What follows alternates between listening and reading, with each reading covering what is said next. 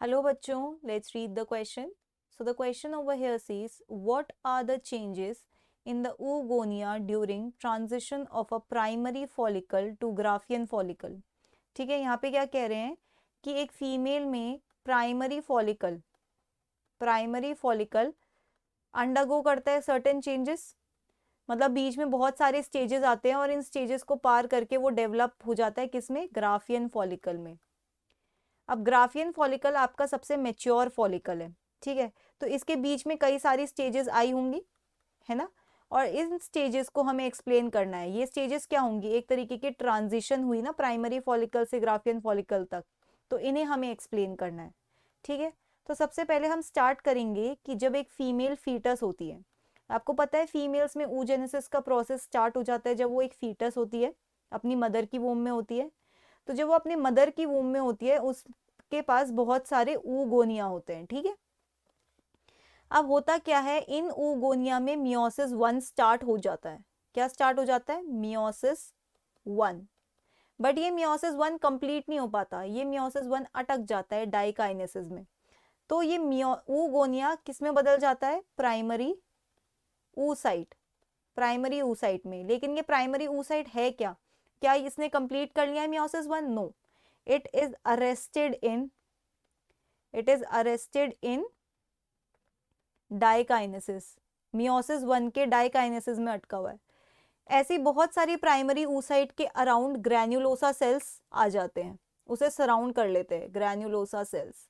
अब उसे सराउंड कर लिया, प्राइमरी oocyte जो डाइकाइनेसिस में अटकी है surrounded by granulosa cell will form primary follicles, ठीक है। जब एक फीमेल फीटस है तो उसके पास बहुत सारे प्राइमरी फॉलिकल्स होते हैं। अब फीमेल का बर्थ होता है, ठीक है, फीमेल का बर्थ हुआ तो फीमेल के बर्थ के टाइम एक female fix number of primary follicles के साथ बर्थ लेती है, fix number of primary follicles, fixed होते हैं ये, ठीक है, ये फिक्स्ड है और प्राइमरी फॉलिकल्स अब फीमेल में बनेंगे ही नहीं। अब बर्थ के बाद कोई डेवलपमेंट नहीं होती जब तक एक फीमेल प्यूबर्टी रीच नहीं करती। जैसे ही एक फीमेल प्यूबर्टी पे पहुंचती है ये प्राइमरी फॉलिकल्स आगे डेवलप करते हैं हॉर्मोन्स के कंट्रोल के अंडर। प्यूबर्टी में क्या होता है? हॉर्मोन्स रिलीज होते हैं कुछ, जिनको आप कहते हो गोनाडोट्रोपिन्स, उनके इन्फ्लुएंस के अंडर में आगे का प्रोसेस होता है, ठीक है। इतनी बात समझ में आई कि प्राइमरी फॉलिकल्स बने जब वो फीटस थी, fix number of primary follicles के साथ उसका बर्थ हुआ।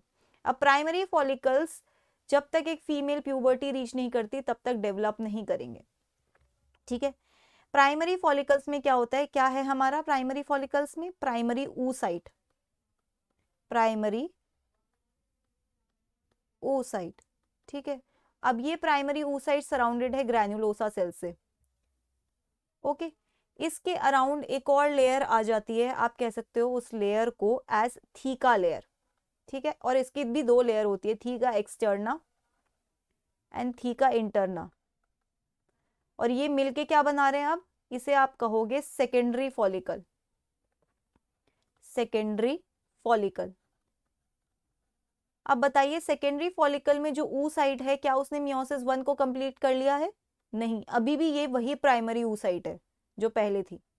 इसके बाद नेक्स्ट स्टेप में ये होता है, ये सेकेंडरी फॉलिकल डेवलप कर जाता है टर्शरी फॉलिकल में, और जब ये टर्शरी फॉलिकल में डेवलप कर रहा होता है तब तक प्राइमरी oocyte मियोसिस 1 कंप्लीट कर देता है, मियोसिस 1 कंप्लीटेड। तो अब ये क्या बन जाएगा? सेकेंडरी oocyte बन जाएगा, सेकेंडरी oocyte, ठीक है, सेकेंडरी oocyte। प्लस इसके अराउंड क्या थे? Granulosa cells, okay. इसके अलावा और क्या था? थीका, इंटरना एक्सटर्ना दोनों। फिर क्या आ जाता है यहाँ पे? जोना पेलुसिडा की एक लेयर आ जाती है आपके सेकेंडरी oocyte के अराउंड, ठीक है, और एक कैविटी भी आ जाती है जिसे कहते हैं एंट्रम, ये फ्लूइड फिल्ड होती है, ओके। इसको आप कहते हो टर्शरी फॉलिकल, टर्शरी फॉलिकल। लेकिन जो ये टर्शरी फॉलिकल का सेकेंडरी oocyte है ना, ये मियोसिस 2 स्टार्ट कर देता है लेकिन फिर अटक जाता है।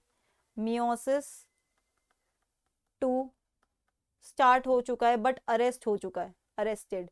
किसमें, मेटाफेज में, मेटाफेज 2 में, इसमें अटक जाता है। ठीक है, अब आगे क्या होगा, आगे ये होगा कि इस टर्शरी फॉलिकल के अराउंड आप कह सकते हो और सेल्स आने लगेंगे। इस टर्शरी फॉलिकल्स में और भी अच्छे से डेवलपमेंट होगा। देखिए यहाँ पे सेकेंडरी oocyte है, पर क्या सेकेंडरी oocyte ने मियोसिस 2 कंप्लीट किया है? नहीं, ये अरेस्टेड है, अरेस्टेड इन मियोसिस 2।